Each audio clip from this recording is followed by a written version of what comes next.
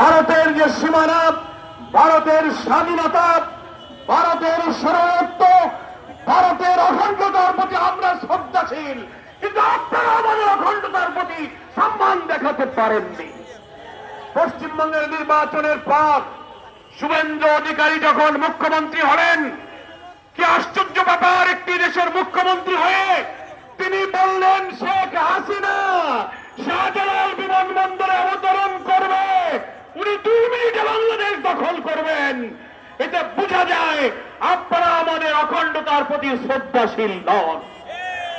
আমরা জানি আপনারা সেই আনুগত্যবাদী একটি দেশ, যে দেশে ফ্যাসিস্ট, বিতাড়িত, পতিত, পলাতক, খুনি অপরাধী শেখ হাসিনাকে আপনারা আশ্রয় দিয়েছেন।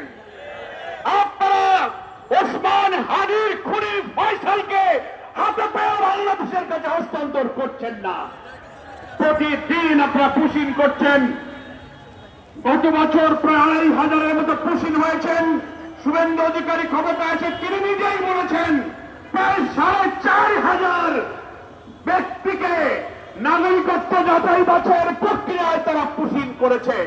আমরা জানতে পেরেছি গোটা ভারতে প্রায় 90 লক্ষ মানুষকে নাগরিকত্ব আর যাচাই বাছাইয়ের অজুহাত তুলে তালিকাভুক্ত করে পুশিংয়ের আওতায় আনা হয়েছে। সীমান্তে শেল্টার রেখে সেখানে তাদেরকে আটক রাখা হচ্ছে, নির্যাতিত করা হচ্ছে।